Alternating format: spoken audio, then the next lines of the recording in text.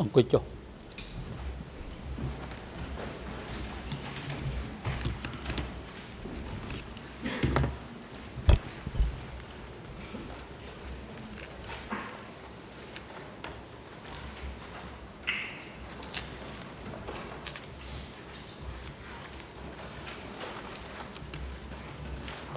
អង្គជំនុំជម្រះត្រឡប់ដំបងប្រកាសបន្តកិច្ចដំណើរការនីតិវិធីសកម្មភាពលើសំណុំរឿង002/01ក្លាមជីសកម្មភាពលោកដូចបរិយាឡើងរាយការណ៍អំពីស្ថានភាពវត្តមាននិងអវត្តមានភាគីនិងបុគ្គលដែលអង្គជំរះអញ្ជើញឲ្យចូលរួមនៅក្នុងកិច្ចដំណើរការសកម្មភាពនេះ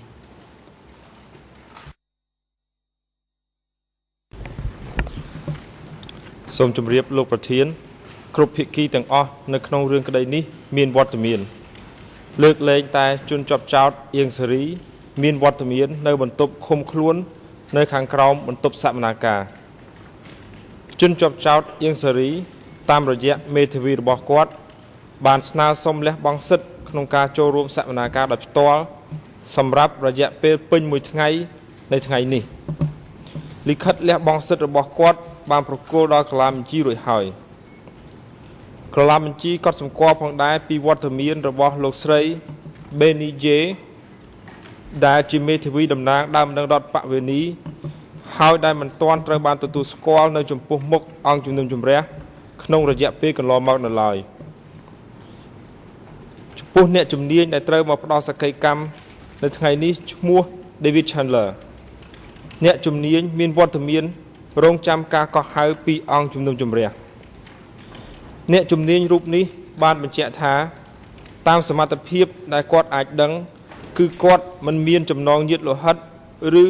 ញាតិពន្ធជាមួយនឹងជនជាប់ចោតឬដើមបណ្ដឹងរដ្ឋបវេនីណាមួយដែលបានទទួលស្គាល់នោះទេអ្នកជំនាញរូបនេះនឹងធ្វើសម្បត្តិនៅចំពោះមុខអង្គជំនុំជម្រះសូមអរគុណលោកប្រធានបាទអរគុណលោកប៉ារីបាទឥឡូវនេះអង្គជំរះជាបន្តគឺពិនិត្យសម្រាប់លើសំណើសុំរបស់ជនជាប់ចោតអៀងសេរីអង្គជំរះបានទទួលពាក្យសុំរបស់ជនជាប់ចោតអៀងសេរីចុះថ្ងៃទី18ខែកក្កដាឆ្នាំ2012តាមរយៈមេធាវីការពារក្តីប្រកបស្នើសុំលះបង់សិទ្ធិចូលរួមនៅក្នុងកិច្ចដំណើរការសកម្មភាពដោយផ្ទាល់ក្នុងបន្ទប់សកម្មភាពនេះដោយគាត់សុំនៅតាមដានកិច្ចដំណើរការសកម្មភាពពីចម្ងាយតាមរយៈប្រព័ន្ធសោតទស្សន៍សម្រាប់រយៈពេលសកម្មភាពពេញមួយថ្ងៃនេះដោយមានមូលហេតុបញ្ហាសុខភាពមិនអាចអង្គុយតាមដានកិច្ចដំណើរការសកម្មភាពនៅក្នុងបន្ទប់សកម្មភាពដោយផ្ទាល់បានអង្គជំរះបានឃើញអនុសាសន៍របស់វេជ្ជបណ្ឌិតទទួលបន្ទុកពិនិត្យថែទាំសុខព្យាបាលជនជាប់ចោតនៅមន្ទីរឃុំឃាំងនៃអវតកបានផ្ដល់យោបល់ថានៅក្នុងកិច្ចដំណើរការសកម្មភាពថ្ងៃនេះ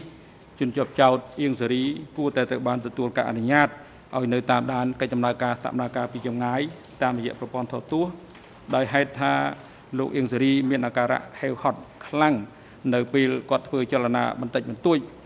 ពេលឡើងរថយន្តដើម្បីមកកាន់បន្ទប់សកម្មភាពនេះអង្គជំរះយល់ឃើញថានៅពេលនេះជនជាប់ចោតអៀងសេរីបានសុំលះបង់សិទ្ធិមានវត្តមានក្នុងបន្ទប់សកម្មភាពដោយផ្ទាល់តែគាត់អាចតាមដានកិច្ចដំណើរការសកម្មភាពពីចម្ងាយពីបន្ទប់ឃុំខ្លួនមួយស្ថិតនៅក្រោមសាលសកម្មភាពនេះតាមរយៈឧបករណ៍សោតទស្សន៍និងក៏គាត់អាចសម្រួលដល់ការទំនាក់ទំនងរវាងគាត់ជាមួយនឹងក្រុមមេធាវីរបស់គាត់បានដែរហើយដូច្នេះអង្គជំរះយល់ព្រមតាមដំណើរសុំរបស់ជនជាប់ចោតអៀងសេរីដែលបានស្នើសុំលះបង់សិទ្ធិចូលរួមក្នុងកិច្ចដំណើរការសកម្មភាពដោយផ្ទាល់ក្នុងបន្ទប់សកម្មភាពនេះឲ្យលោកអៀងសេរីនៅតាមដានកិច្ចដំណើរការសកម្មភាពពីចម្ងាយពីបន្ទប់ឃុំខ្លួនមួយស្ថិតនៅក្រោមសាលសកម្មភាពនេះតាមរយៈឧបករណ៍សោតទស្សន៍សម្រាប់រយៈពេលដំណើរការសកម្មភាពពេញមួយថ្ងៃនេះប្រកបដោយផ្នែកខាងសោតទស្សន៍ភ្ជាប់ប្រព័ន្ធសោតទស្សន៍សម្រាប់ជនជាប់ចោតអៀងសេរីអាចតាមដានកិច្ចដំណើរការសកម្មភាពពីចម្ងាយសម្រាប់រយៈពេលនៃការធ្វើសកម្មភាពពេញមួយថ្ងៃនេះ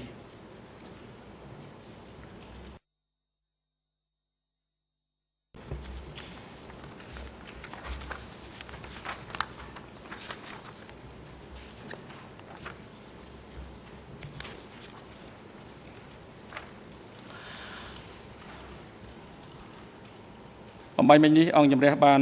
ស្ដាប់របាយការណ៍របស់កលាមជីសមនាការបានកត់សម្គាល់ឃើញថាមានវត្តមានមេធាវីតំណាងមេធាវីអន្តរជាតិតំណាងឲ្យដើមម្ដងរដ្ឋប្រវេណីមានវត្តមាននៅក្នុងសាលសមនាការនេះហើយមេធាវីរួមនោះមិនទាន់បានទទួលស្គាល់តាមវិធានផ្ទៃក្នុងនៃអង្គជំរះនៅឡើយហើយជាបន្តនេះ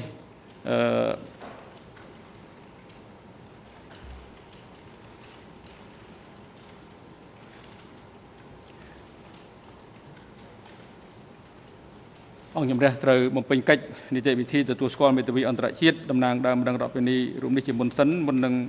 ចាប់ផ្ដើមដំណើរការនីតិវិធីពិភាក្សាដេញដោលស្ដាប់សក្ខីកម្មអ្នកជំនាញ David Chandler ដោយអនុលោមតាមវិធាន22ចំណុចកនៃវិធានផ្ទៃក្នុងអង្គជំរះសូមអញ្ជើញលោកពេជ្រអង្គជាមេធាវីជាតិនៃសហមេធាវីនៅមុខតំណាងដើមម្ដងរដ្ឋប្រវេណីឡើងធ្វើការស្នើសុំការទទួលស្គាល់មេធាវីអន្តរជាតិតំណាងដើមម្ដងរដ្ឋប្រវេណីដែលមានវត្តមាននៅក្នុងសាសនាការនេះសូមអញ្ជើញបាទសូមគ្រប់លោកប្រធានសូមលោកគ្រប់លោកស្រីចៅក្រមអង្គសាវនាការទាំងមូលថ្ងៃនេះនៅខាងឆ្វេងនិងខាងក្រោយខ្ញុំនេះមានវត្តមានរបស់លោកស្រីមេធាវីបរទេសមួយរូបឈ្មោះបេនីយេដែលជាមេធាវីដែលមានសញ្ជាតិអូទ្រីសហើយជាសមាជិកនៃគណៈមេធាវីនៅអាល្លឺម៉ង់ហើយពេលនេះលោកស្រីតំណាងដើមបណ្ដឹងរដ្ឋវេនីក៏ដូចជាកូនក្តីចំនួន95នាក់ជាមួយលោកស្រីស៊ិនស៊ីវ៉ុនដែលជាមេធាវីជាតិលោកស្រី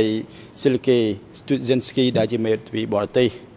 ឯកសារតំណាងកូនក្តីបានបញ្ជូនទៅកាលាបញ្ជីរបស់អង្គជំនុំជម្រះរួចហើយដោយអង្គភាពគំពីជនរងគ្រោះលោកស្រីត្រូវបានក្រុមប្រឹក្សាគណៈមេធាវីយល់ព្រមឲ្យចុះបញ្ជីក្នុងបញ្ជីមេធាវីបរទេសរួចហើយនៅថ្ងៃទី11ឧសភាឆ្នាំ2012និងបានធ្វើសច្ចាប្រតិធាននៅចំពោះមុខសាឡាវតរួចហើយនៅថ្ងៃទី30ឧសភាឆ្នាំ2012នេះអាស្រ័យហេតុនេះសូមលោកប្រធានមេត្តាអនុញ្ញាតទទួលស្គាល់លោកស្រីបេនីយេដែលជាមេធាវីអន្តរជាតិមានសិទ្ធិពេញលេញនៅក្នុងការតំណាងកូនក្តីរបស់ខ្លួននៅចំពោះមុខអង្គជំនុំជម្រះនេះសូមអរគុណលោកប្រធានបាទអរគុណលោកស្រីបេនីយេអង្គជំរះសាលាដំបងទទួលស្គាល់លោកស្រីជាមេធាវីអន្តរជាតិតំណាងឲ្យដើមម្ដងរដ្ឋប្រវេណីសម្រាប់គោលបំណងនៃកិច្ចដំណើរការនីតិវិធីនៅចំពោះមុខអង្គជំរះសាលាដំបងសម្រាប់សំណុំរឿង002នេះអនុលោមតាមការទទួលស្គាល់នេះលោកស្រីមានសិទ្ធិបបិសិទ្ធដូចគ្នានឹងមេធាវីជាតិតំណាងដើមម្ដងរដ្ឋប្រវេណីដែរសូមអង្គុយចុះ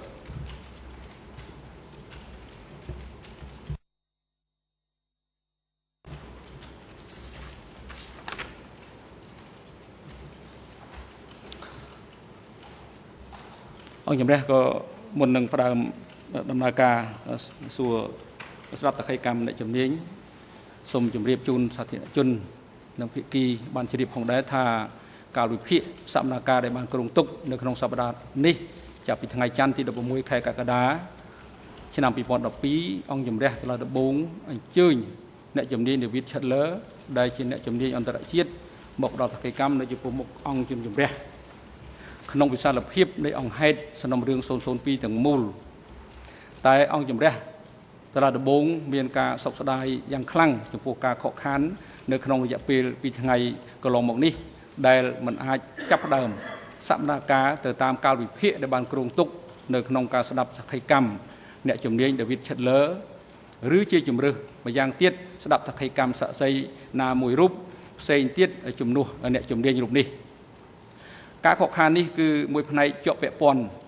ទៅនឹងការមិនមានលទ្ធភាពរបស់ភាគីសហប្រញ្ញា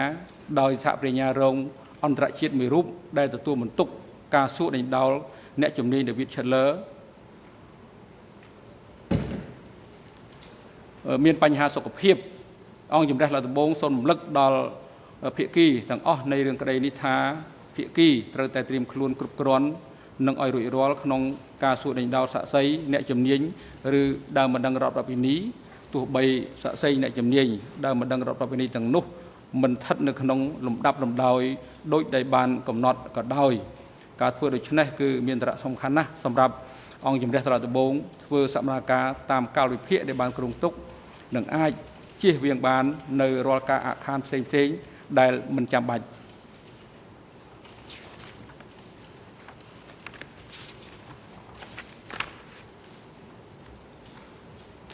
ហើយទន្ទឹមនឹងដែរអង្គជំរះប្រកាសនៅសេចក្តីសម្រេចផ្ទាល់មាត់ទៅលើសំណើសុំចំនួន2ដែលធ្វើឡើងទី1គឺសំណើសុំដែលធ្វើឡើងដោយសហប្រញ្ញាហើយនិងទី2គឺធ្វើឡើងដោយក្រមមេធាវីការពារក្តីឲ្យលោកនួនជាដោយខាងក្រោមនេះសេចក្តីសម្រេចផ្ទាល់មាត់លើសំណើសុំរបស់សហប្រញ្ញាឯកសារ E126 តាមរយៈសំណើសុំរបស់ខ្លួន E126 សហប្រញ្ញាបានស្នើសុំដល់អង្គជំនុំជម្រះសាលាដំបងដើម្បីដាក់ឯកសារចំនួន2នៅចំពោះមុខអង្គជំនុំជម្រះនិងសុំការអនុញ្ញាតពីអង្គជំរះដើម្បីប្រើប្រាស់ឯកសារនេះក្នុងអំឡុងពេលសួរដេញដោលសាក្សី TCW 694នៅក្នុងសេចក្តីសម្រេចដែលបានចេញកាលពីពេលមុនសេចក្តីសម្រេច E142/3 និង E96/7 អង្គជំរះធ្លាប់បានបញ្ជាក់ថាកំណត់ហេតុស្ដាប់ចម្លើយនានាកាលពីពេលមុនដែលសាក្សីរូបនោះនឹងមកផ្ដល់សក្ខីកម្មចំពោះមុខអង្គជំរះអាចត្រូវបានដាក់នៅចំពោះមុខអង្គជំនុំជម្រះឯកសារទាំងពីរដែលសហប្រញ្ញាបានស្នើសុំដាក់នៅចំពោះមុខអង្គជំនុំជម្រះនេះត្រូវបានប្រើប្រាស់ដោយសហក្រុមស៊ើបអង្កេតក្នុងអំឡុងពេលនៃការធ្វើសម្ភាសន៍ជាមួយសាក្សីឯកសារដែលមានលេខ D 154.2 និង D 154.3 គឺជាផ្នែកមួយនៃកិច្ចសម្ភាសន៍របស់សាក្សី TCW 694កាលពេលមុនហេតុដូច្នេះឯកសារនេះអាចដាក់នៅចំពោះមុខអង្គជំនុំជម្រះអនុលោមតាមលក្ខណៈវិនិច្ឆ័យនៃវិធាន87អនុវិធាន3នៃវិធានផ្ទៃក្នុងនៅក្នុងសំណើដដែលនេះដែរសហប្រញ្ញាបានស្នើសុំបន្ថែមទៀតដល់អង្គជំរះបង្គាប់ទៅសាក្សីឬការិយាល័យសហជីវកម្មស៊ើបអង្កេតដើម្បីផ្ដល់ផ្នែកពាក់ព័ន្ធផ្សេងទៀតនៃឯកសារអង្គជំរះនឹងចេញសេចក្តីណែនាំទាក់ទងនឹងបញ្ហានេះក្នុងពេលវេលាសមស្របខាងមុខនេះជាសេចក្តីសម្រេចផ្ទាល់មាត់លើសំណើសុំរបស់ដល់សហប្រញ្ញាឯកសារ E126 ជាបន្តនេះគឺជាសេចក្តីសម្រេចផ្ទាល់មាត់របស់អង្គជំរះទៅលើសំណើសុំរបស់ក្រមមេធាវីឲ្យការពារក្តីឲ្យលោកនួនជាឯកសារ E172/27/1 អង្គជំរះសាលាដំបងទទួលសំណើពីក្រមមេធាវីការពារក្តីលោកនួនជាសូមប្រើប្រាស់ឯកសារចំនួន20នៅចំពោះមុខអង្គជំនុំជម្រះសាលាដំបងដើម្បីមានឱកាសប្រើប្រាស់ឯកសារនេះក្នុងអំឡុងពេលសួរដេញដោលអ្នកជំនាញ David Chandler ស្របតាមវិធាន87អនុវិធាន3និងអនុវិធាន4ក្នុងគោលបំណងធ្វើតេស្តអំពីភាពគួរឲ្យជឿជាក់បាននៃអ្នកជំនាញរូបនេះនៅក្នុងចំណោមឯកសារចំនួន3ដែលនៅក្នុងឧបសម្ព័ន្ធនៅក្នុងបញ្ជីឧបសម្ព័ន្ធគឺជាឯកសារចំណុច A ដល់ C ដែលមាននៅក្នុងសំណុំរឿងនោះមានតែឯកសារចំណុច A ប៉ុណ្ណោះដែលមាននៅក្នុងបញ្ជីឯកសារដែលស្នើឡើងដោយភាគីផ្សេងទៀតដូច្នេះឯកសារចំណុច A នេះអាចត្រូវបានប្រើនៅក្នុងសកម្មភាពនិងមិនចាំបាច់ស្ថិតនៅក្រោមសំណើដែលធ្វើឡើងតាមវិធាន87/4នោះទេឯកសារផ្សេងទៀតនៅក្នុងបញ្ជីឧបសម្ព័ន្ធនេះពីចំណុច D ដល់ចំណុច T មិនមាននៅក្នុងសំណុំរឿងទេកន្លងមកអង្គជំរះរដ្ឋដំបងបានគូសបញ្ជាក់នៅក្នុងអនុសារណៈរបស់ខ្លួនឯកសារ E199 ថាឯកសារណាមួយដែលភាគីមានបំណងប្រើប្រាស់នៅចំពោះមុខអង្គជំនុំជម្រះហើយឯកសារនោះពុំទាន់ទទួលបានចំណាត់ថ្នាក់ជាឯកសារ E3 ឬមិនត្រូវបានលើកឡើងនៅក្នុងបញ្ជីឯកសារណាមួយដែលត្រូវបានស្នើសុំដាក់នៅចំពោះមុខអង្គជំនុំជម្រះត្រូវបំពេញលក្ខខណ្ឌតម្រូវនៃវិធាន87/4នៃវិធានផ្ទៃក្នុងអង្គជំរះបានបញ្ជាក់នាពេលកន្លងមកដែរថាអនុលោមតាមគោលការណ៍ស្តីពីការជំនុំជម្រះប្រកបដោយយុត្តិធម៌ដែលត្រូវបានទទួលស្គាល់លក្ខខណ្ឌអបបរមាសម្រាប់ការសំអាងទៅលើឯកសារមួយ នៅសមនាការដែលឯកសារនោះពុំស្ថិតនៅចំពោះមុខអង្គជំនះនៅឡើយឬត្រូវបានស្នើសុំឲ្យដាក់នៅចំពោះមុខអង្គជំរះគឺជាបញ្ហាពាក់ព័ន្ធទៅនឹងពេលវេលានៃការដាក់ឯកសារនៅក្នុងសំណុំរឿងនិងឬស្នើសុំការទទួលយកឯកសារនេះដោយអនុលោមតាមវិធាននេះគួរបញ្ជាក់ផងដែរថាឯកសារភាគច្រើនដែលស្នើឡើងដោយក្រមមេធាវីការពារក្តីនួនជានៅក្នុងឯកសារ E 172/27/1 មិនមានជាភាសាខ្មែរឬភាសាបារាំងទេអង្គជំរះក៏សម្គាល់ឃើញថាភាគច្រើននៃឯកសារក្នុងបញ្ជីដែលត្រូវបានស្នើឡើងសម្រាប់ការសួរដេញដោលអ្នកជំនាញ David Chandler នេះគឺជាការបោះពុម្ពផ្សាយដែលនិពន្ធឡើងដោយអ្នកជំនាញរូបនេះតែម្ដងឬក្នុងនាមគាត់ជាអ្នកផ្ដល់បទសម្ភាសន៍ហើយឯកសារទាំងនេះមានការប្រឆេទចាប់តាំងពីឆ្នាំ1979មករហូតដល់ខែមីនាឆ្នាំ2012អង្គជំរះបានគ្រោងពេលវេលាស្ដាប់សក្ខីកម្មសាក្សីអ្នកជំនាញ David Chandler នៅថ្ងៃទី25ខែឧសភាឆ្នាំ2012ឯកសារ E 172/24 ដូច្នេះសំណើសុំរបស់ក្រមការពារក្តីឲ្យលោកនួនជាមិនអាចត្រូវបានពិចារណាថាធ្វើឡើងដោយទាន់ពេលវេលាស្របតាមការសម្រេចរបស់អង្គជំរះនៅក្នុងអនុសនៈ E 199ឡើយលើសពីនេះទៀតក្រមមេធាវីការពារក្តីនួនជាមិនបានពន្យល់ឲ្យបានលម្អិតគ្រប់គ្រាន់អំពីពេលវេលាណានិងដោយមធ្យោបាយអ្វីដែលខ្លួនរកបានឯកសារទាំងនេះដោយហេតុនេះហើយអង្គជំរះមិនអាចធ្វើការវិភាគដឹងបានអំពីកិច្ចប្រឹងប្រែងក្នុងការទទួលបានឯកសារទាំងនេះថាតើត្រូវបានធ្វើឡើងកាលពីដើមដំបូងមកឬយ៉ាងណានោះទេហេតុដូច្នេះក្រមមេធាវីការពារក្តីនួនជាមិនបានបំពេញតាមតម្រូវការនៃវិធានតាមការតម្រូវនៃវិធាន 87.4 ឡើយអង្គជំរះបដិសេធសំណើសុំរបស់ក្រមមេធាវីការពារក្តីលោកនួនជាទៅលើការប្រើប្រាស់ឯកសារពីចំណុច B ដល់ចំណុច T នេះចាត់ទុកជាក្តីសម្រេចជាផ្លូវការរបស់អង្គជំរះសាលាដំបងចំពោះសំណើសុំរបស់ក្រមមេធាវីការពារក្តីនួនជាឯកសារ E 172/27/1 ចុះថ្ងៃទី12ខែកក្កដាឆ្នាំ2012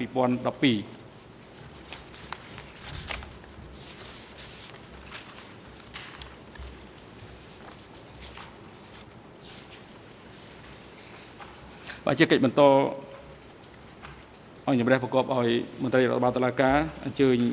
អ្នកជំនាញ David Chandler ចូលមកកាន់ទីកន្លែងផ្ដល់សក្ខីកម្មនៅក្នុងបន្ទប់សមនាការ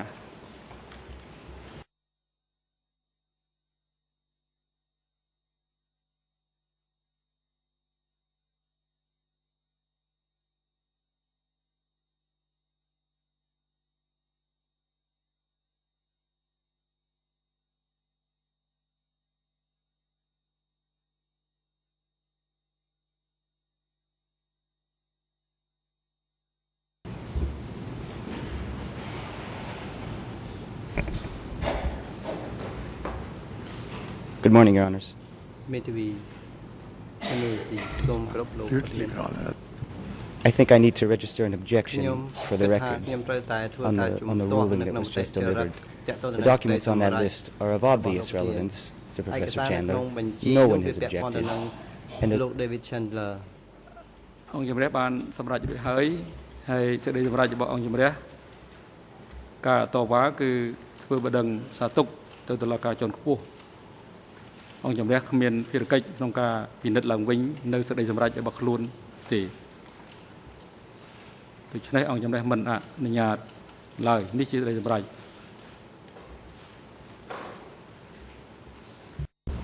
That's exactly what I'm doing. I'm trying to make a record for the appeal. You are indeed vested with the power to revisit your own rulings. Any court. យើងមិនអនុញ្ញាតទេប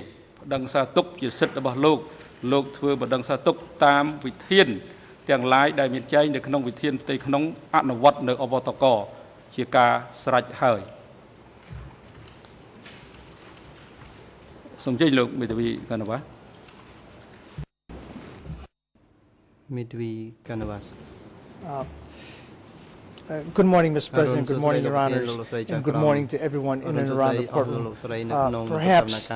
if the Nunchia team were provided with the opportunity to make an offer of proof as to the shortcomings of their application, and thereby try to cure នេះជារឿងរបស់មេធាវីការវិរ័យនុនជាទីលោកមិនមានសិទ្ធិមកឃ្លាតឱកាសក្នុងការធ្វើដីថ្លែងការពាក់ព័ន្ធនឹងបញ្ហានេះទេមិនមែនជារឿងរបស់លោកទេអង្គជំរះមិនអនុញ្ញាតឲ្យលោកធ្វើដូច្នេះទេ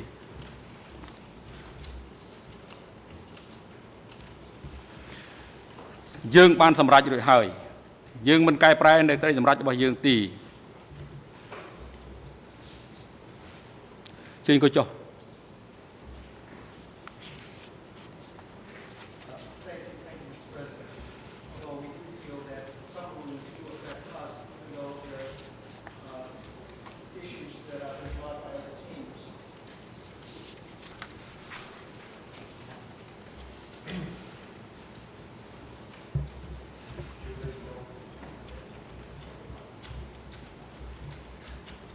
មានបញ្ហាអីផ្សេងថ្មីទេ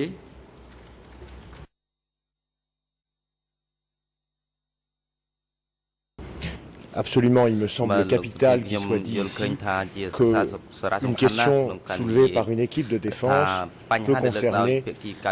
la défense dans son entièreté. Et donc, il me paraît logique que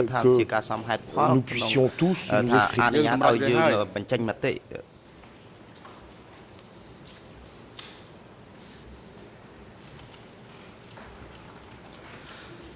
អរុនសួស្តីលោកដាវីត Chandler ឥឡូវនេះមុននឹងដំណើរការពិភាក្សាដេញដោលចំពោះលោកក្នុងនាមអ្នកជំនាញខ្ញុំសូមធ្វើការសួរសំណួរមួយចំនួនពាក់ព័ន្ធនឹងជីវប្រវត្តិរបស់លោកជាមុនសិនលោក David Chandler តើលោកអាចប្រាប់ដល់អង្គជំរះបានទេអំពីនាមត្រកូលនិងនាមខ្លួនពេញលេញរបស់លោក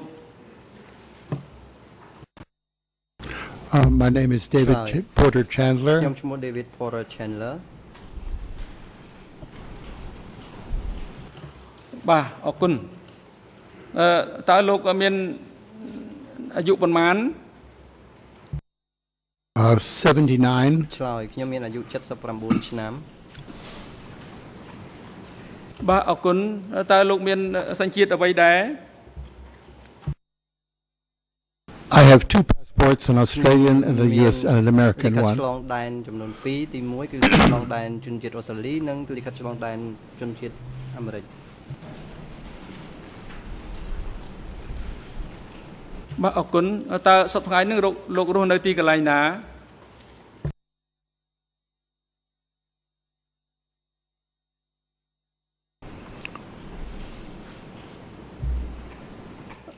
ម្ដងទៀតមិញអត់ទាន់មានប្រត់ក្បាលមីក្រូអត់ទាន់ប្រតិបត្តិការសូមលោកអ្នកជំនាញបងអង្គបន្តិចដើម្បីឲ្យក្បាលមីក្រូប្រតិបត្តិការគឺដោយភ្លើងសញ្ញាភ្លើងក្រហមជាមុនសិនបាទ I live in Melbourne, Australia. ឆ្លើយខ្ញុំរស់នៅក្នុងទីក្រុង Melbourne ប្រទេសអូស្ត្រាលី សូមជម្រាបលោកទៅជាក្រុម Thank you, President. Just for your benefit, Professor Chandler, your microphone will be activated remotely, so you don't need to try and activate it. Just wait till you see the red light come on. លោកមិនចាំបាច់បើកដោយផ្ទាល់ខ្លួននោះទេលោកគ្រាន់តែរងចាំមើលសញ្ញាភ្លើងពណ៌ក្រហម Okay, thank you. David Chandler បាទសូមអរគុណច្រើនលោកស្រីចក្រម អរគុណលោកស្រីចក្រមលោកអ្នកជំនាញតើលោកប្រកបមុខរបរអ្វីដែរសប្តាហ៍ថ្ងៃនេះ Presently retired, but I was a professor of history at Monash University in Melbourne, Australia. នៅ Melbourne ប្រទេសអូស្ត្រាលី បាទអរគុណតើលោកមានចំណងតាក់ទងជាញាតិលោហិតឬញាតិពន្ធជាមួយនឹងភាគីណាមួយនៅរឿងក្តីនេះដែរទេ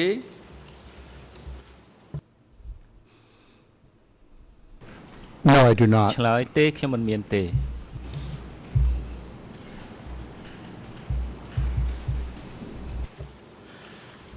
ដោយបែបតាមវិធាន31អនុវិធាន2នៃវិធានផ្ទៃក្នុងនៃអង្គជំរះវិសាមញ្ញក្នុងតុលាការកម្ពុជា លោក David Chandler ក្នុងនាមលោកជាអ្នកជំនាញដែលត្រូវផ្ដល់តក្កកម្មនៅចំពោះមុខអង្គជំរះសាលាដំបង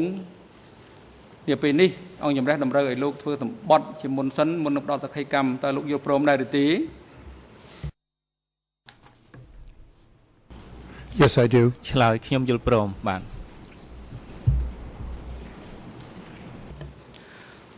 មកគប់ឲ្យកាឡាមជីអន្តរជាតិលោក Andrew រៀបចំនីតិវិធីនិងណែនាំលោក David Chandler ធ្វើសម្បត្តិ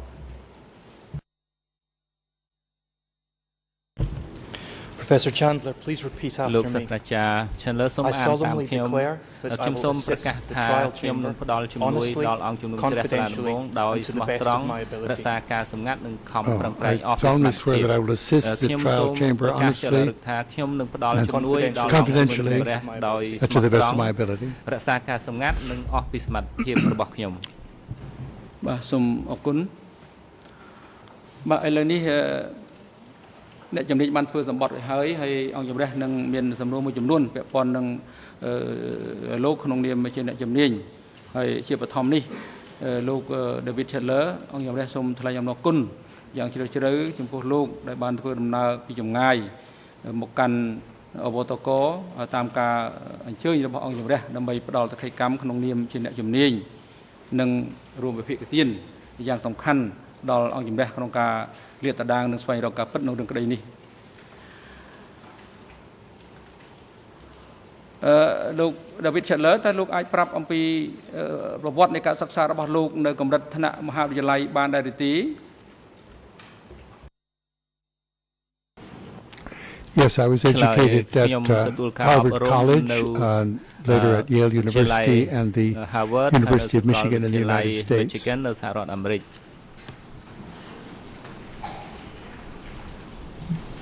បាទអរគុណហើយតើលោកប្រកបមុខរបរវិជ្ជាជីវៈជាសាស្ត្រាចារ្យនៃសាកលវិទ្យាល័យមុននឹងលោកចូលនិវត្តន៍អស់រយៈពេលប្រហែលឆ្នាំដែរ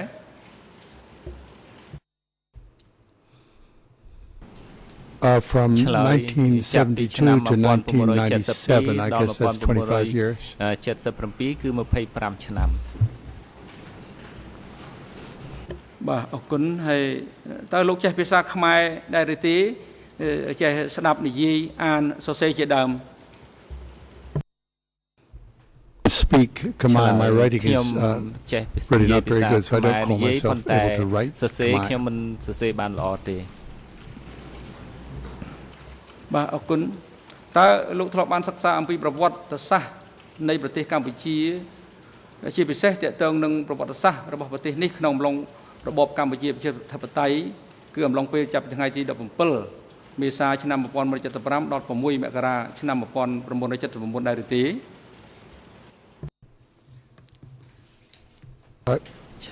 Yes, I did as part of my general career interest in Cambodian history from its very beginnings. I've studied the Khmer Rouge period pretty much from the time it started in 1975 right up to the present day. រហូតមកដល់ថ្ងៃបច្ចុប្បន្ននេះ បាទអរគុណហើយតើលោកធ្លាប់បានសរសេរសៀវភៅអំពីរបបកម្ពុជាប្រជាធិបតេយ្យដែរឬទេ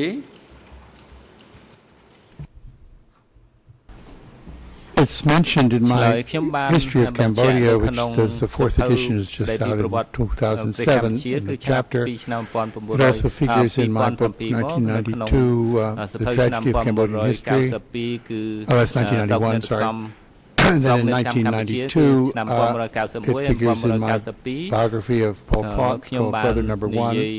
And in 1998, it's exclusively dealt with in my book called Voices from S21, a book about the prison in Tuol Sleng. អំពីគុកនៅទួលស្លែង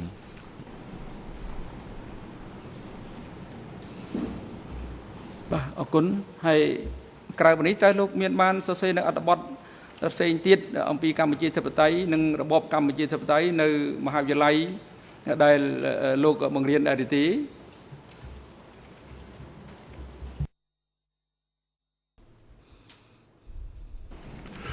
Yes, I've written several articles. I can't cite them all at once, but through the 1990s, particularly on various aspects of Cambodian history. And since the 1990s, I've also written now and then about Cambodian history in article form.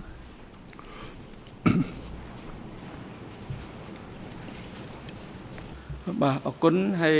តើហេតុអ្វីបានជាលោកមានចំណាប់អារម្មណ៍លើការសិក្សាអំពីប្រវត្តិសាស្ត្ររបស់ប្រទេសកម្ពុជាហើយជាពិសេសលើរបបកម្ពុជាប្រជាធិបតេយ្យ My interest in Cambodia dates back to 1960 when I was posted here as a young diplomat at the American Embassy, having already taken Khmer language training. And those 2 years that I was here basically changed my life in the sense that when I resigned from the Foreign Service, I decided to take up an academic career, and inside that career, I decided to specialize in Cambodian history.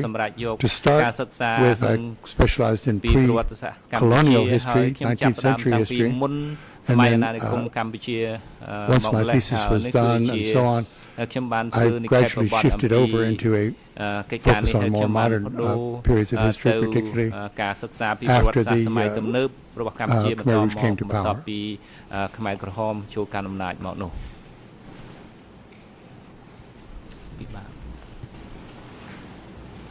បាទអរគុណហើយខ្ញុំមានសំណួរមួយចំនួនទាក់ទងទៅនឹងសៀវភៅចំនួន4ក្នុងចំណោមសៀវភៅផ្សេងៗទៀតដែលលោកបានសរសេរនៅបោះពុម្ពផ្សាយសៀវភៅទី1ដែលមានចំណងជើងថាសោតនកម្មនៃប្រវត្តិសាស្ត្រកម្ពុជាដែលនិយាយអំពីនយោបាយសង្គ្រាមនិងបដិវត្តន៍តាំងពីឆ្នាំ1945ដែលមានឯកសារ D 108/50/6.75 តើលោកអាចប្រាប់បានទេថាតើលោកចាប់ផ្ដើមធ្វើការស្រាវជ្រាវដើម្បីសរសេរសៀវភៅនេះចាប់ពីពេលណាមកហើយតើសៀវភៅនេះចាប់ផ្ដើមបោះពុម្ពនៅពេលណាតើលោកមានបានកែប្រែនិងបោះពុម្ពសៀវភៅនេះសារឡើងវិញដែរឬទេ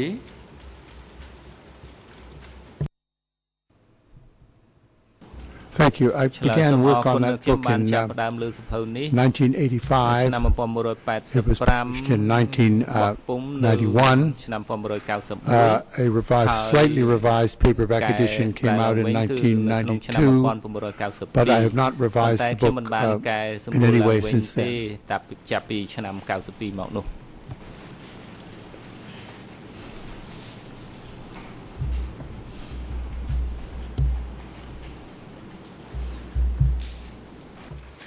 Cho sự phơi bẩn top đã miền chấm nong chương thà Pol Pot đi trong phèn ca sầm rập về là nạc cốt đây là âm pi ai cả sa sầm ngắt bảo Campuchia chụp tay ai cả sa IS 6.4 tao sự phơi này lộ trời ban so xây lang đời miền thạ ca chỉ môi nâng bên khẩn nấn nâng bùi trần thu bên đại tí hay tao sự phơi này trời ban so xây lang đại ai lừa ai cả sa môi chấm nuôn đại lộ miến hay ai cả sa tiền nút trời ban so xây lang nông lòng pi bảo Campuchia chụp tayជាពិសេសចន្លោះពីឆ្នាំ1976ដល់ឆ្នាំ1977តើពិតមែនដែរទេ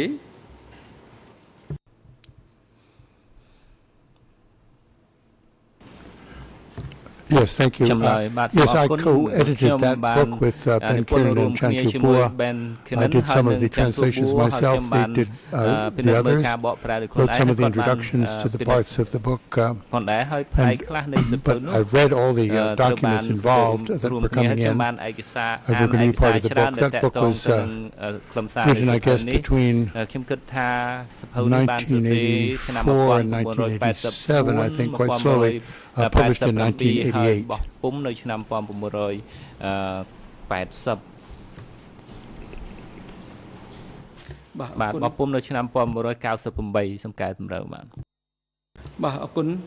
sự phơi thì bay đây chỉ sự phơi muối miền phía là bay là bánh đây miền chấm nong chương thà bong thì muối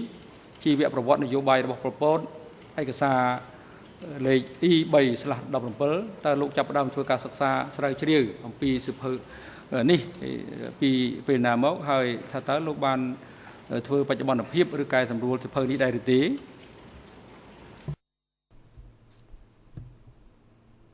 Thank you.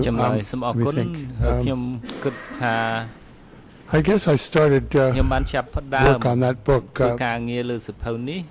Let me think about the same. Yeah, in the late 80s, 1987, I think, I'm writing it parallel with the tragedy of Cambodian history. It was published first in 1992, and then in 1999, I prepared a revised edition which covered events up to Pol Pot's death, and also revised and improved some of the writing in the earlier parts of the book. I have not brought, that's the last edition of that book. Many of the facts in Mr. Philip Short's biography, of course, were not available to me at the time, and I'm an admirer of that later biography.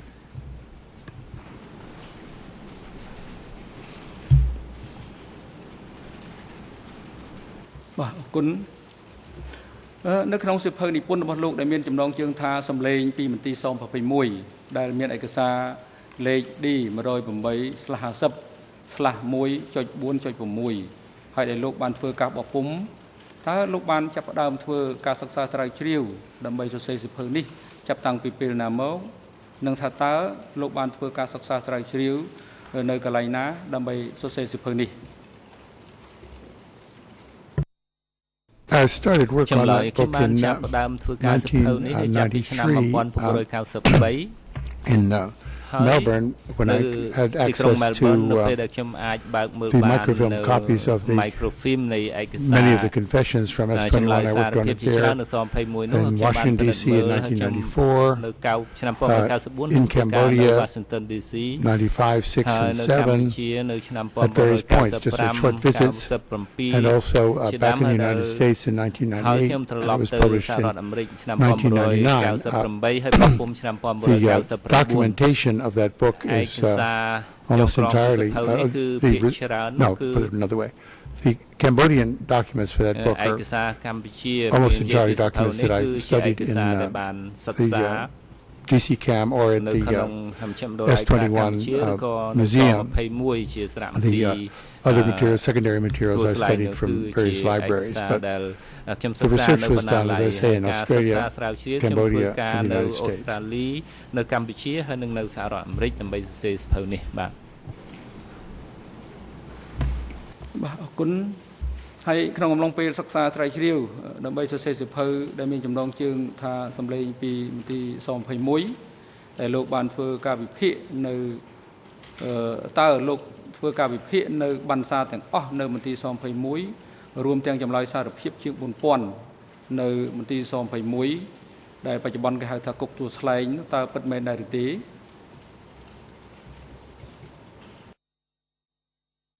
No, I did not examine all 4,000 of those confessions. I read as many of them as I could and scanned many of the others. I was concentrating once I had a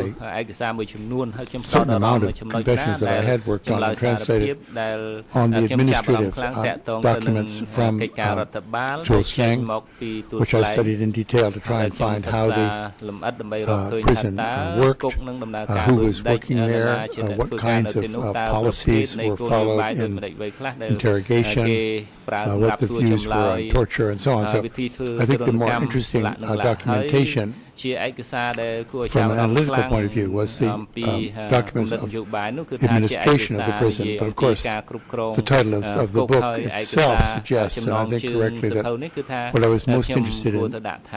in passing on to readers was the voices of victims and perpetrators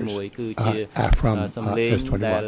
ចេញពីជំរងគ្រោះហើយនឹងពីចារីនៅស-21នោះដែរបាទបាទអរគុណតើលោកធ្លាប់បានជួបសម្ភាសជាមួយនឹងអតីតបុគ្គលិកមន្ទីរស-21អ្នករស់រានមានជីវិតពីមន្ទីរស-21ឬអ្នករក្សាបណ្ណសារនៅមន្ទីរស-21និងអ្នកផ្សេងទៀតដែលពួកគាត់បានដឹងច្បាស់អំពីរបបកម្ពុជាប្រជាធិបតេយ្យក្នុងអំឡុងពេលដែលលោកសិក្សាស្រាវជ្រាវដើម្បីសរសេរសិភៅនោះដែរឬទេ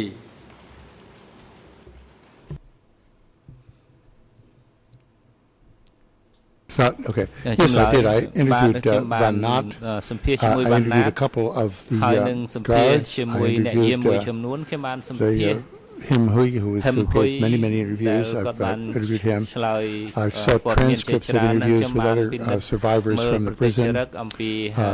Bumeng and I forget the other man's name. Yeah, I mean, I did, and I talked to the photographer named N when he came out in 1997 or 8, I forget. 97, I think. Interviewed him several times. So yes, I did conduct some interviews, but not as many by any means as the amount of interviews I'd conducted for my previous books, which were more historical than analytical.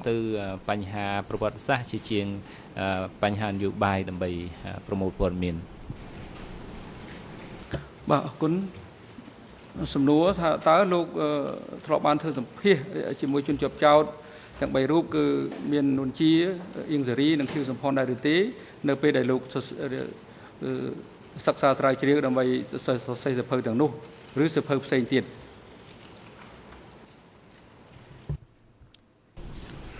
No, I did not, but I've been very grateful for some of the transcripts of other people's interviews with these figures, which have been useful to me. បាទ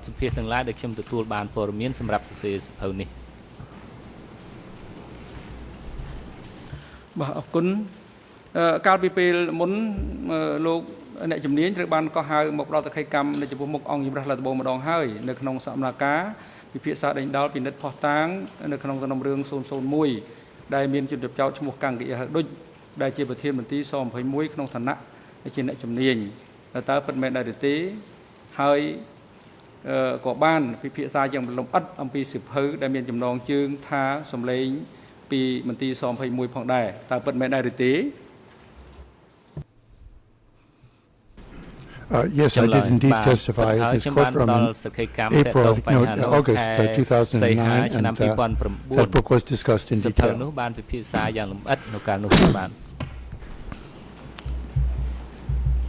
អរគុណតើលោកមានដែរធ្លាប់ជួបសម្ភាសជាមួយលោកកាំងកិយាហដូចហើយដែរឬទេនៅពេលដែលលោកសិក្សាស្រាវជ្រាវដើម្បីសរសេរសៀវភៅឬអត្ថបទផ្សេងៗនោះ No, I did not. ចម្លើយទេខ្ញុំមិនបានជួបសម្ភាសជាមួយគាត់ទេ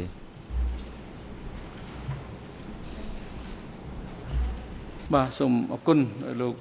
David Hitler ហើយតើអស់លោកស្រីចក្រមមានសំណួរអ្វីចង់សួរដល់អ្នកជំនាញរួមដែរឬទេបើសិនបើមានសូមអញ្ជើញលោកស្រីចក្រម Thank you, President. ជាក្រុមស៊ីវិលខាត់រៃសូមអរគុណលោកប្រធានខ្ញុំរួមជាមួយប្រធានសូមអរគុណលោកដែលបានត្រឡប់មកផ្ដល់សក្ខីកម្មក្នុងនាមជាអ្នកជំនាញក្នុងតុលាការនេះជាថ្មីម្ដងទៀតហើយខ្ញុំចង់ត្រឡប់ដោយសង្ខេបទៅអំពី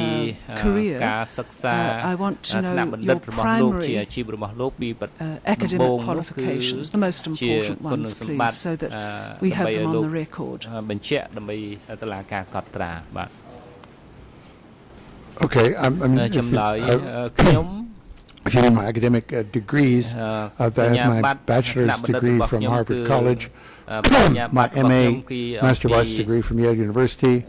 and my PhD from the University of Michigan. I've taught at Monash University, as I've mentioned. I've also taught as a visiting professor at Cornell University, University of Michigan, University of Wisconsin, University of Oregon, and the Johns Hopkins School of Strategic Studies in Washington, D.C. Thank you. Professor Chandler, before I ask you some specific questions, I would like to set out the parameters under which your expert views will be sought today. The current trial represents only a portion of the complete case file and indictment in relation to the three accused, Nuon Chea, Ieng Sary and Khieu Samphan. Earlier, the trial chamber severed the case into smaller trials, and in this trial we are hearing evidence in relation to the historical background and in particular the formation and development of the Communist Party of Cambodia before 1975. We are examining the administrative structures of the CPK, including an examination of the Central Committee, the Standing Committee, the officers of H70 and their work. The national structures are also a subject for examination, for example, the zones and districts. And of course, the statute of the CPK, as it existed during the period 1975 to 1979, will also be the subject of examination. We are also considering the communication structures and practice within the centre, the zones, districts, and externally, and the part that each accused might have played in the communication of orders, policies, and the like. We're looking at the propaganda aspect of communications, including the consideration of written material such as Revolutionary Flag magazines. We're examining the military structure and its communication lines, and also the policies developed for the early stages of the democratic Kampuchean regime and the part that each accused may have played in their development.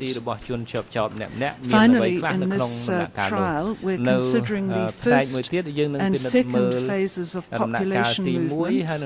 during the regime, which are said to have taken place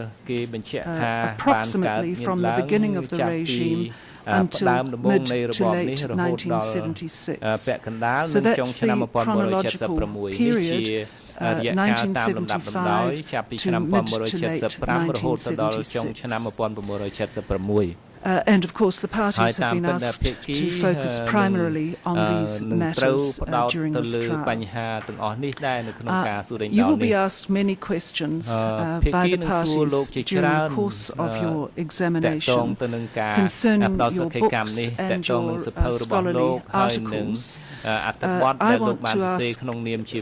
questions about just one of those books today, because I'm interested in your examination of documents that survived the regime. So the book Pol Pot Plans the Future, to which the President has already referred, and for the record it has a number of E3 numbers. It's E3/8, E3/213 and E3/735. As you have confirmed, this book was based on 8 documents selected, translated and discussed by you and your co-editors, and was published in 1988. In an introduction or preface to that book, and as I understand it, the preface itself has not been translated into Khmer or English, so I will give for the record only the English ERN, which is 00103-994-998. You suggested in this preface that during the period with which this trial is concerned, that is 1975-1976, there was, and I quote, a verbal optimism about the prospects of achieving socialism in Kampuchea, but that after that initial period, the party became more pessimistic, vindictive and secretive, with a greater emphasis on locating its enemies. My first question in relation to that statement is, who did the CPK, or the Communist Party of Kampuchea, identify as enemies in these early stages of the regime?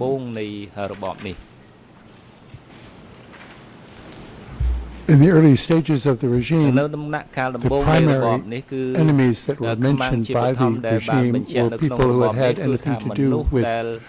preceding Khmer Republic regime or the Khmer Republican Army. As time went on, this animosity spread out from those specific people who had had official positions in the government to people who had lived under its aegis in Phnom Penh and other cities, the so-called new people or April 17th people who were evacuated en masse from those towns in April 1975 and often became targets of CPK, we'll have to say interest to start with, I guess, to people who were seeming to be uncooperative or seem to have class backgrounds that were antithetical to those favored by the regime, or people whose biographies were, as I say, bad. There was some of that going on, but Tuol Sleng itself in the reform, we know it did not open until April 1976, and I think from then on you find a widening of the net of enemies to begin to include, as the early stages they did not, to begin to include members of the CPK soldiers in the regime's army, and so on. That shift came in mid-76, and I think it's reflected in the growing, the documents are set out in chronological order in that book, and you have kind of a growing pessimism in the documents as you go through that year of 1976. Yes, thank you. Just for the record, I've been provided with the Khmer ERN for the preface or introduction to Pol Pot Plans the Future. It is 00823-693 to 00823 to 7004. I'm going to quote another part from that preface or introduction. You said that the 8 documents, and I quote, spring from an important period in the history of the group that generated them, the leaders of the Communist Party of Kampuchea. And you went on to say that the period during which these documents were written, these 8 documents were written, March 1976 to May 1977, marked the high point of the CPK's efforts to control and transform Kampuchea. More than 20 years have elapsed since the publication of the book Pol Pot Plans the Future, and you have continued with your research. So what I want to know is whether you still hold to these same general views as you expressed them in the preface, or if there are any amendments you would wish to make. I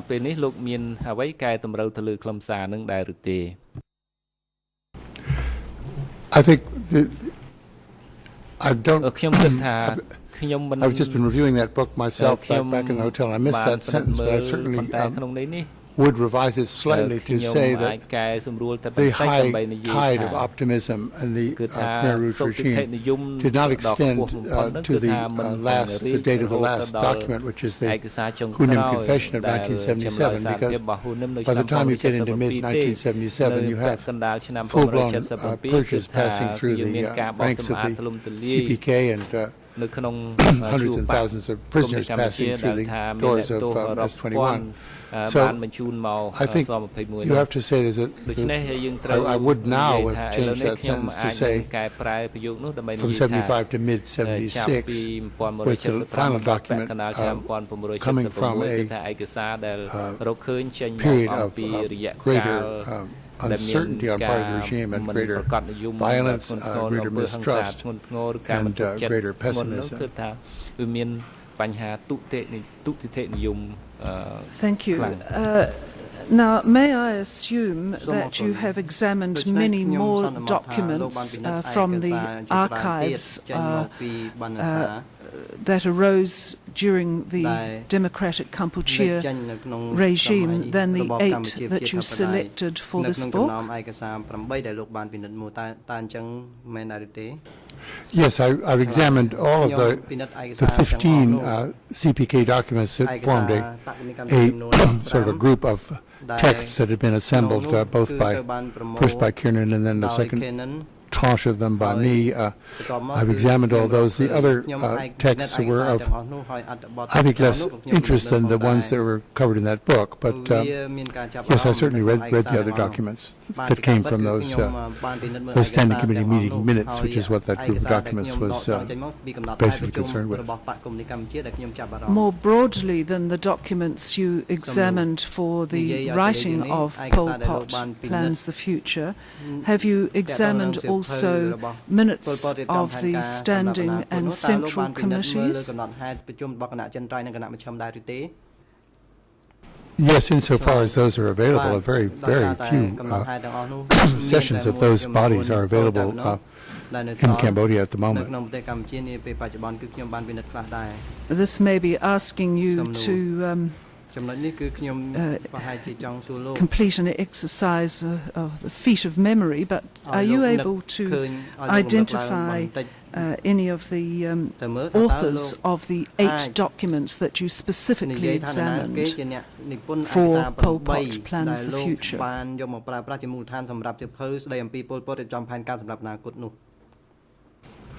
I assumed that some of the documents, none of the documents except for Hunam's confession, of course, is signed by a single author. The documents emanate from meetings where a leading figure gives the speech, which I assigned the chapter that I did. I assigned this to Pol Pot. There's no direct evidence that it was he, but it was either Pol Pot or I suggest Nuon Chea didn't say it at the time. One of the very top figures was only the very top people were authorized to give this kind of a speech, the December '76 speech. Otherwise, I was making guesses as to the authors of the documents. The standing committee documents are not signed; they're not authored. They're minutes of discussions, of course. So. Each one of the documents is a little bit different, and the speeches are unsigned, the meetings are unsigned, the confession, of course, is by that person. So authorship is a little ambiguous to discuss.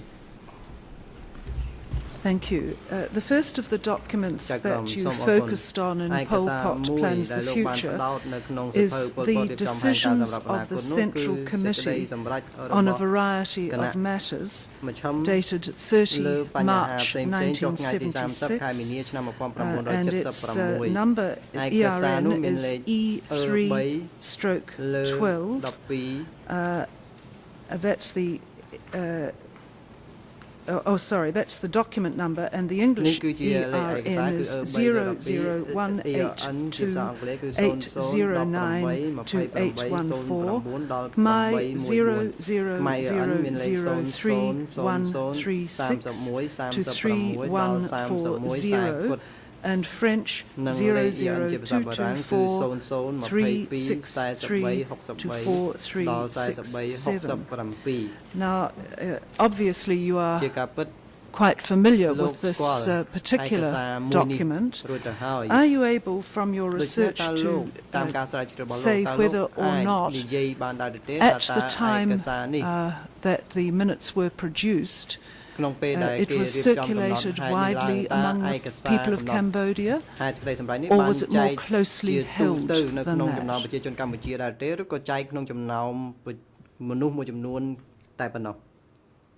It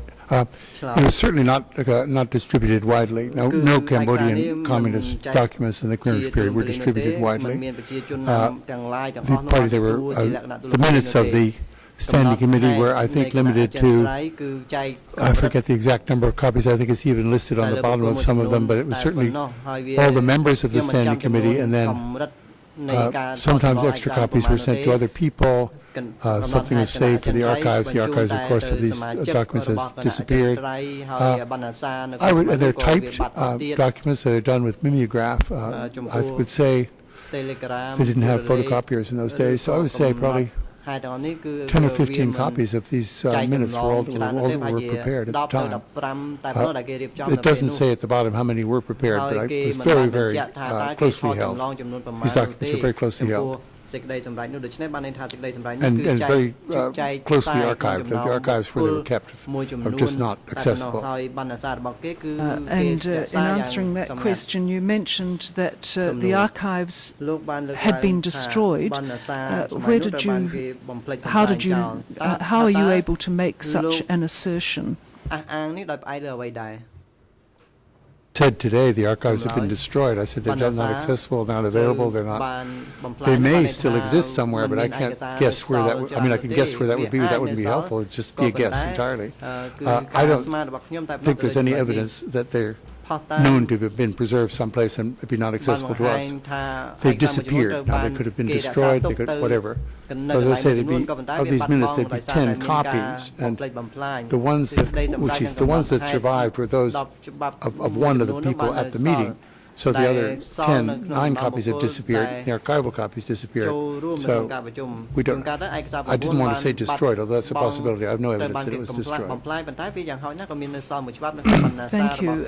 Where and how did you first see a copy of this 30th of March record of the decisions of the Central Committee? I guess it must have been in 83 or 82. I'm trying to remember when Ben Kieran was given some of those documents. And I'm not sure I have the date right. I know that was before 1990. It must have been like 84, 5, something like that. Before, it was the possession of these documents, the fact that spurred us both to put this book together. We felt this would make an interesting book if these documents would be published. So I would guess it was 84 or 5. So he first showed me the copy that he had, and that's what got us started. Do you have any doubts about its authenticity as a document, recording, as it says, decisions made by the Central Committee?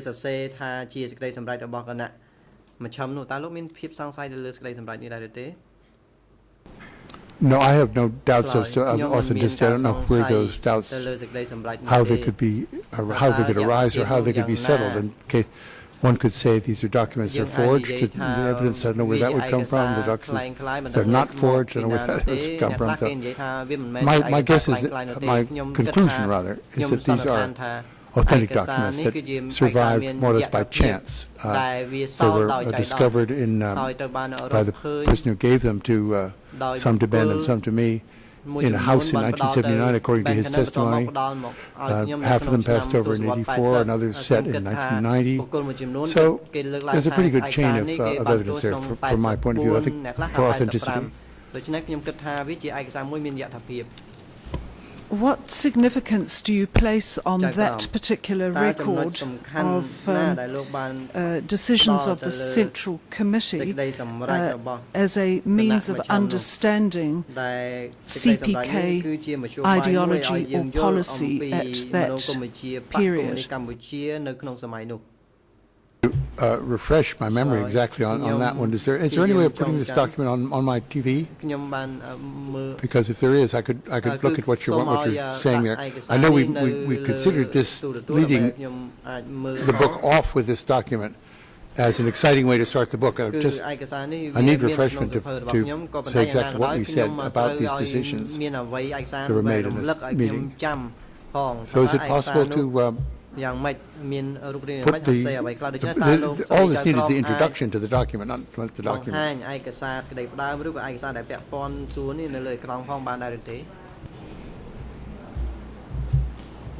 Oh, sorry. Mr. Abdul Haq, you have the document. Your Honours, we're in a position to display it. Thank you. Thank you.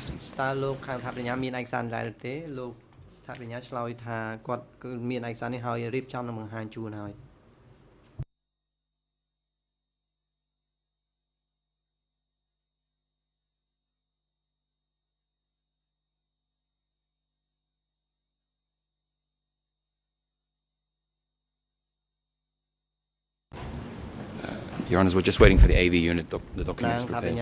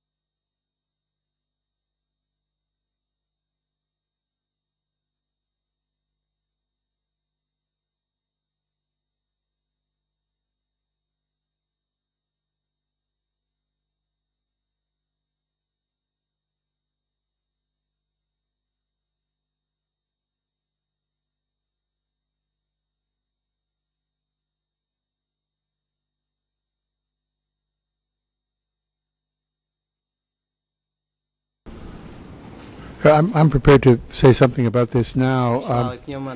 I think it comes back to, the very first line of this document, under heading 1, reads the right to smash inside and outside the ranks.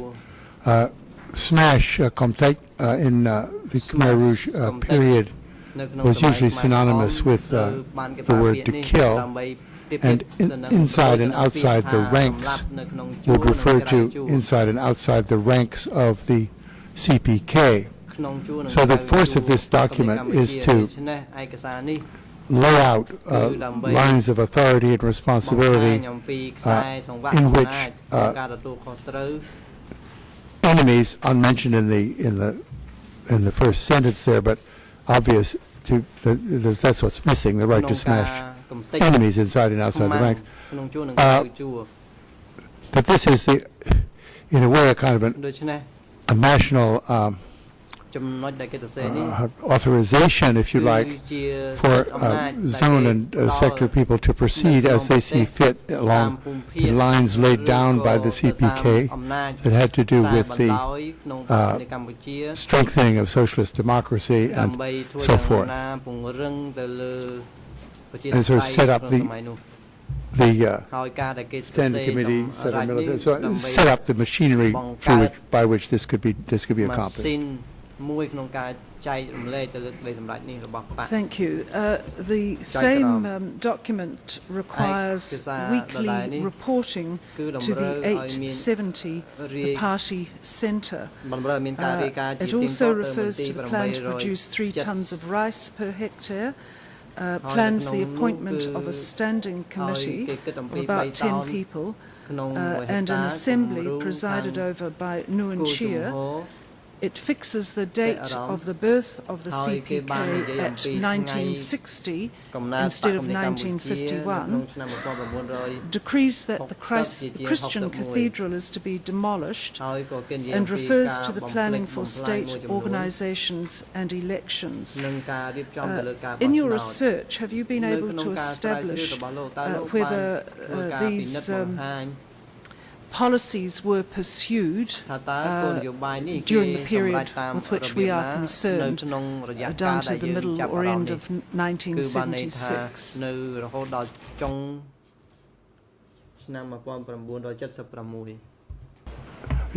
Yes. I think this document, now that I've revisited it on the screen and from your summary, Your Honor, is basically one that could be entitled, given the title of the book,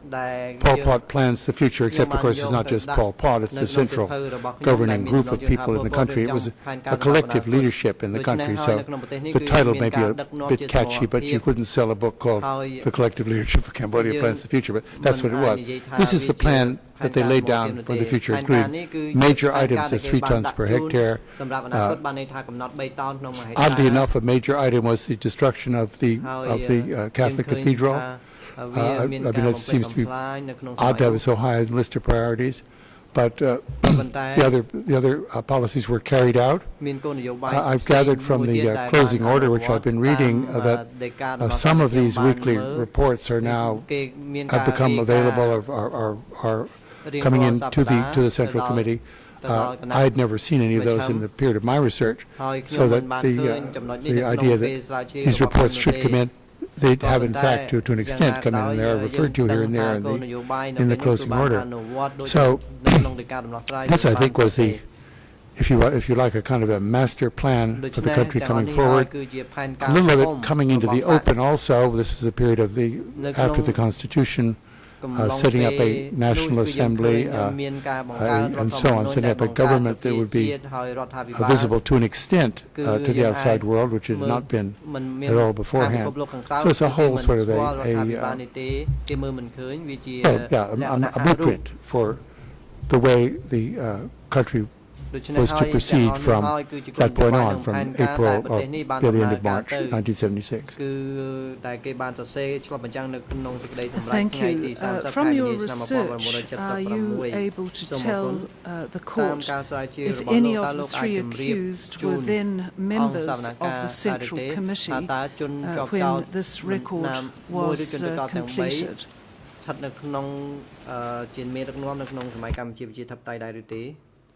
Again, I've just been reading this again in the last couple of days. I'm certain that Nguyen Chia and Ieng Sary were members of the Central Committee. I'm not sure whether Khieu Samphan at this stage was in the Central Committee or not, but I'm certainly sure that the first 2 of the accused were on the Central Committee at this time. Thank you. The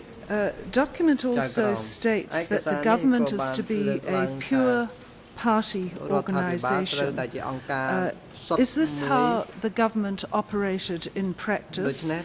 namely with no distinction made between the governing of the country and the political party in power?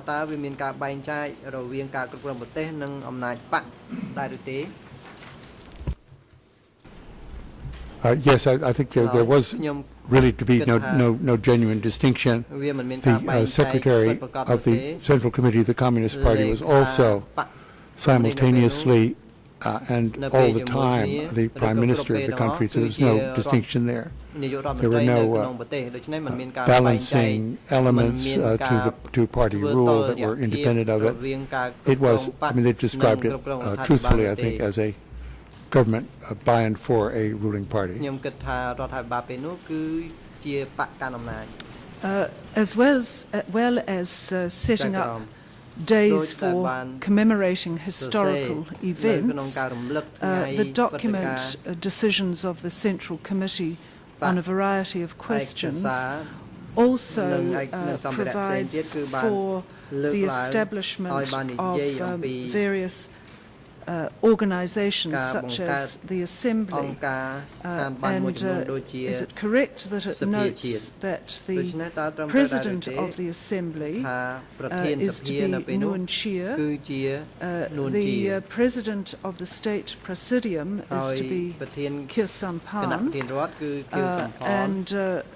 Ieng Sary is to be Deputy Prime Minister in charge of Foreign Affairs. Is that all correct?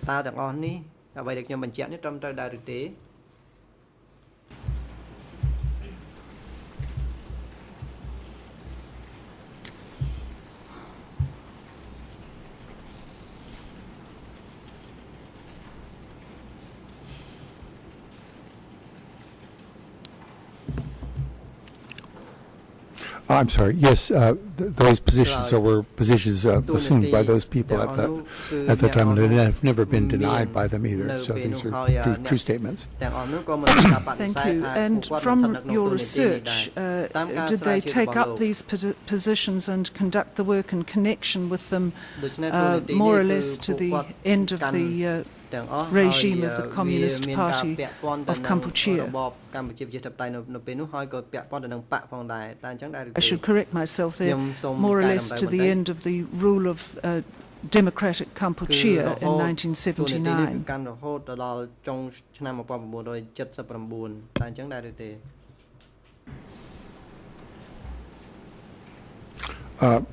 Yes, I'm not at all sure what the State Presidium ever accomplished. I'm not aware of documents emanating from that. The Assembly met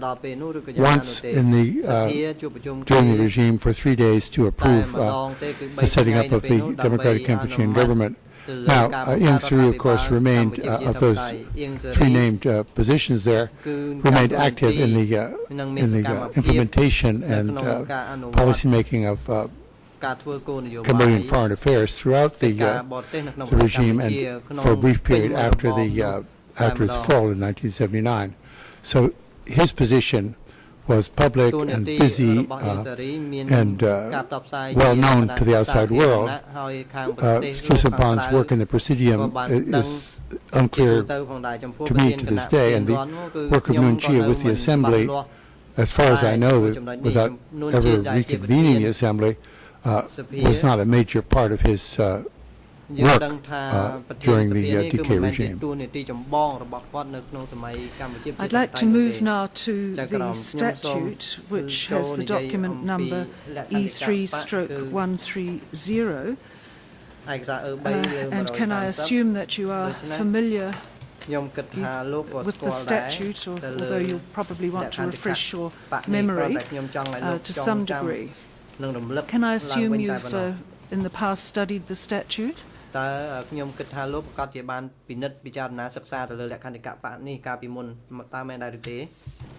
Yes, indeed. At Articles 27 and 28, the statute says all three categories of the Revolutionary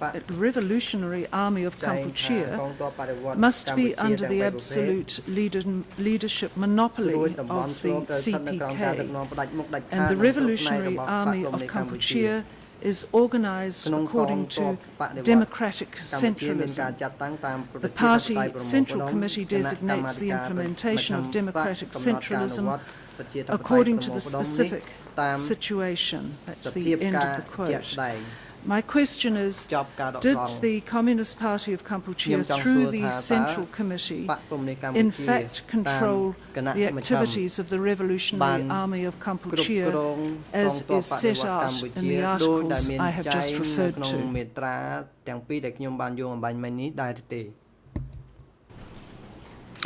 Yes, to the best of my knowledge, there obviously would be moments and activities that went off the board, as it were, but I don't think any major activities of the Revolutionary Army were outside the purview of the party or were unknown to the party. In his initial interview with the co-investigating judges, Nuon Chea said, and the document references E3/54, quote, as for myself after the liberation, I was in the legislative body, so I was not involved with the executive. Besides the party, there was a military committee of the party, whose chairman was Pol Pot, with Son Sen and Tamok as deputies, and Sarpim and Khe Pok as members.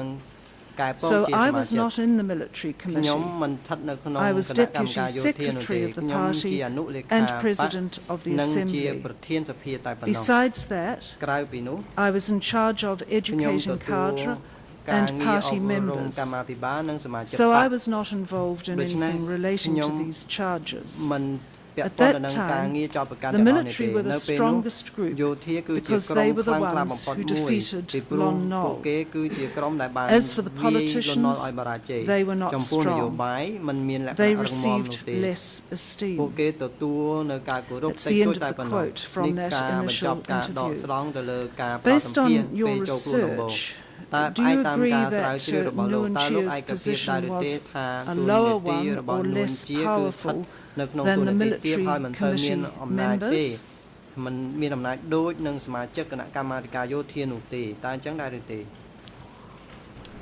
I find that hard to believe. Did his specific responsibilities mean that he had less knowledge of or influence on the whole of the activities of the CPK, including the military, than, say, Pol Pot, the leader of the CPK during that period? Did he have less knowledge or influence than, for example, Pol Pot?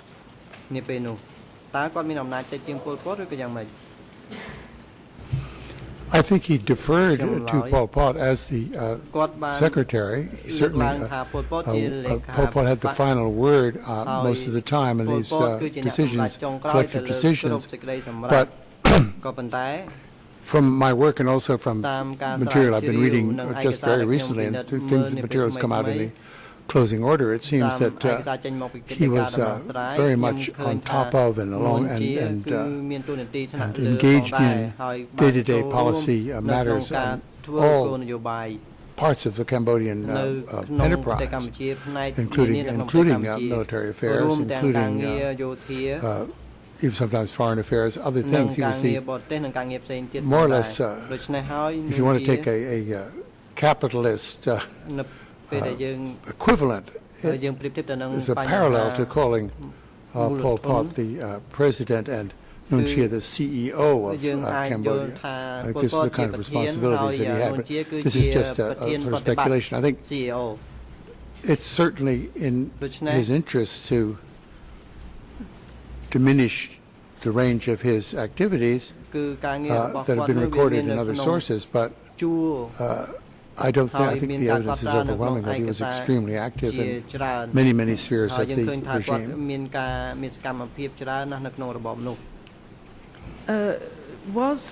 From your research, are you able to say whether all major policy passed through the central or standing committees?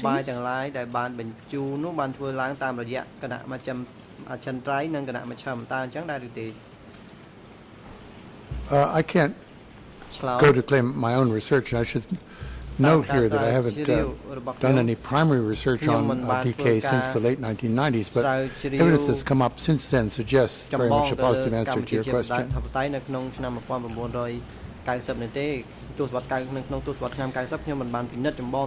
Did membership of the Central Committee or the Standing Committee provide an overview of the entire scope of CPK activities? I think that's what that. I think that was its raison d'être. I think this was it was a supervisory and policy forming body. I think they were hoping to be able to conduct a certain amount of surveillance on the entire country. I think this was an impossible task given the range of problems, communications, and so on. But this is certainly what they hoped to do, and were authorized by themselves to do to govern the country. I've been struggling a little bit with the precise meaning of the term democratic centralism, but is the way that the central and standing committees operated, as you have described, the way in which democratic centralism played out in practice.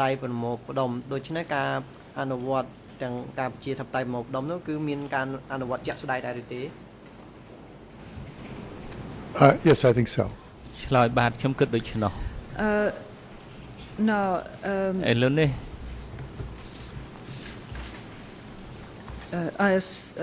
can you confirm whether or not the three accused were members of the Central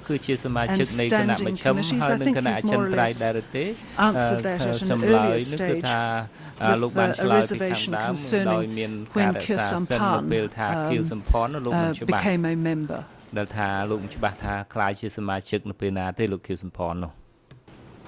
I mean, the documentation is in my hotel, but I'm not want to say without consulting that Khieu Samphan, certainly the other two men were on the Standing Committee. And can you help me with explaining the relationship between the Central Committee and the Standing Committee, their status, their interrelationship, and in brief, the work that was assigned to each of those committees?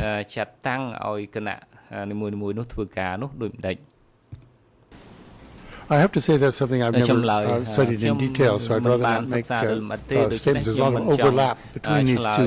two bodies. How they were differentiated is not something I've prepared an answer for today, or we could come back to that if you like, but I'm not ready to give a substantive answer on that. Yes, thank you. Before I move to my next topic, I just want to record the ERN numbers for the quote that I gave from Nguyen Chia's initial interview with the co-investigating judges. The Khmer ERN is 00148742 to 744. The English is 0014817, and the French 0014892 to 0014891. Now, President, I'm about to move to a slightly different topic. Do you wish to take the morning adjournment now?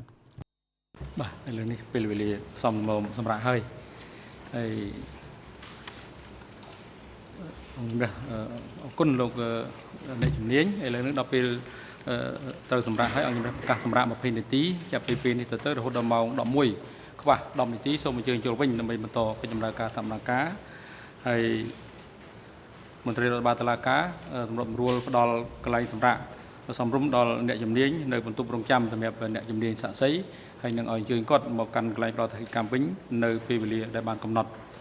សម្រាប់ចុះ សូមអញ្ជើញក្រោកឈរ